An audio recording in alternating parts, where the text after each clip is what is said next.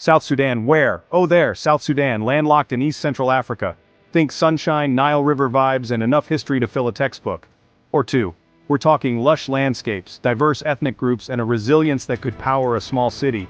It's the kind of place where ancient traditions meet modern struggles. But let's be real, most maps before 2011 were like South Sudan.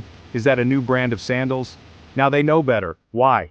Buckle up, it's history time. Long before iPhones and Instagram, South Sudan was thriving with ancient kingdoms and indigenous beliefs. We're talking centuries of rich cultural tapestry. Then came the colonial period. European powers, always up in everyone's business, decided to carve up Africa like a birthday cake.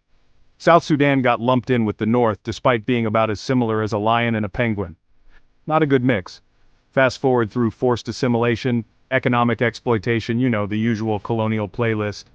By the time Sudan got its independence in 1956, tensions were higher than a giraffe's blood pressure.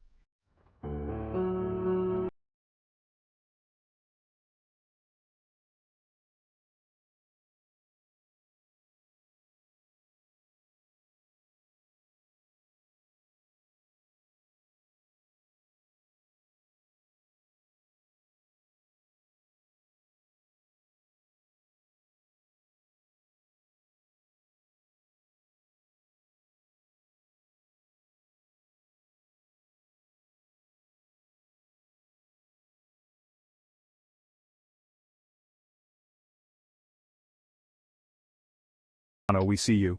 Finally, after years of struggle, a glimmer of hope emerged.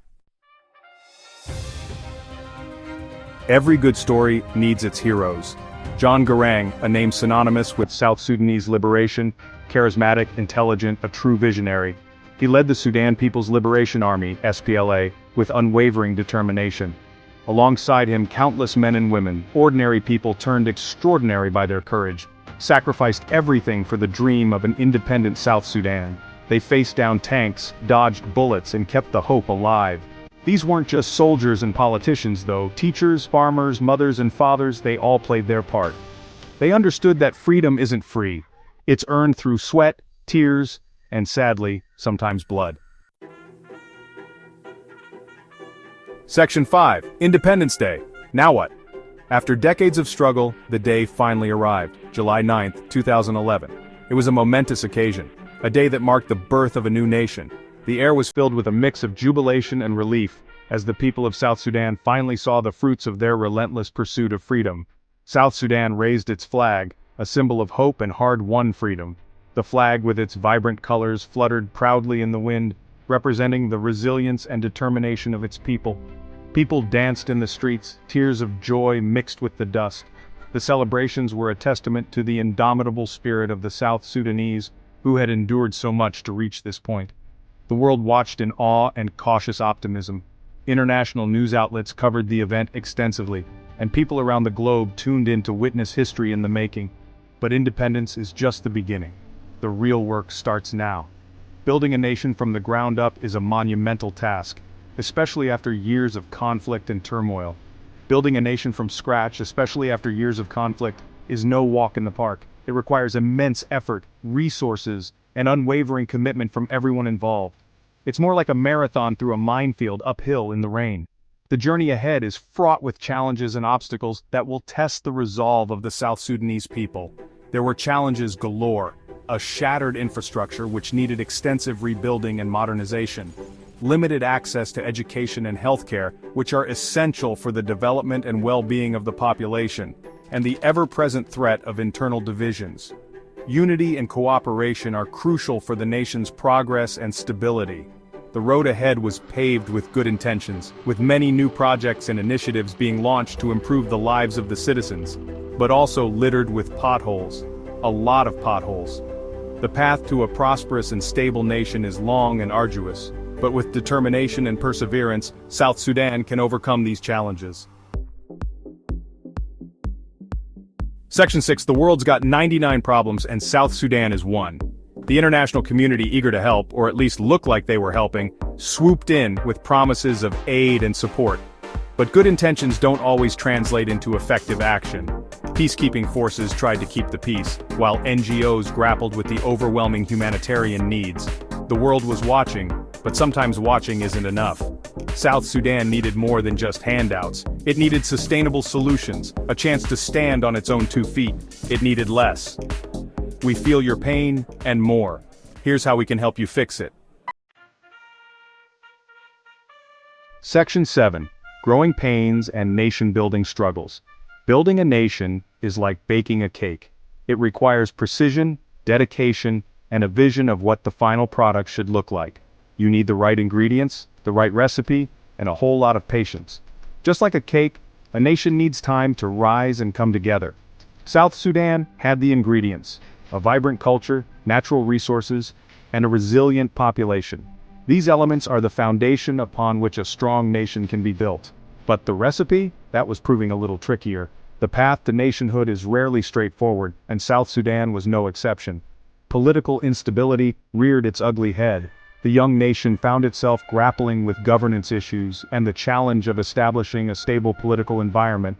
Internal conflicts flared up, fueled by ethnic tensions and power struggles. These conflicts not only threatened the peace but also hindered development efforts. Corruption, that unwelcome guest, decided to overstay its welcome. It seeped into various levels of governance, making it difficult to implement effective policies. The economy, still recovering from decades of war, struggled to find its footing. Economic instability made it hard for businesses to thrive and for citizens to find reliable employment. It's hard to build a future when you're constantly putting out fires in the present. The immediate crises often took precedence over long-term planning. But amidst the challenges, the South Sudanese people never gave up hope. Their spirit and determination remained unbroken, a testament to their resilience. They continued to strive for a better tomorrow, even when that tomorrow seemed a long way off. Education, community projects, and a shared vision for peace kept the dream alive.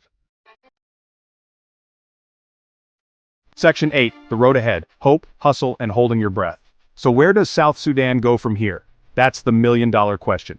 The country has faced countless challenges, from civil war to economic instability, yet its people remain resilient. The road ahead is still long and uncertain. There are many obstacles to overcome, including political strife and humanitarian crises. But even in the face of adversity, there's a flicker of hope. The spirit of the South Sudanese people is unbreakable. A new generation is rising, one that has grown up knowing nothing but independence. They are the future leaders, thinkers, and innovators of their nation. They are hungry for education, for opportunity, for a chance to shape their own destiny. They dream of a better tomorrow, for a chance to shape their own destiny. They are determined to make a difference, to be the change they wish to see in their country. The international community continues to play a role, albeit a sometimes complicated one. Aid and support are crucial, but true change must come from within.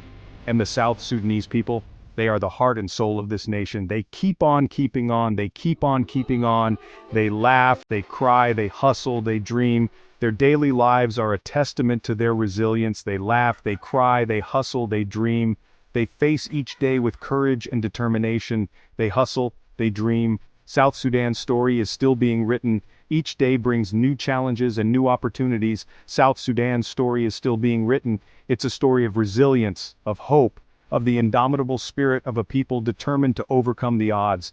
It's a story of resilience, of hope, of the indomitable spirit of a people determined to overcome the odds. They are writing their own narrative, one of strength and perseverance, of the indomitable spirit of a people determined to overcome the odds. It's a story that reminds us that even in the darkest of times, light can emerge. It's a story that reminds us that even in the darkest of times, light can emerge. The dawn of a new day brings hope and possibilities. And that's a story worth telling, a story of a nation and its people striving for a brighter future.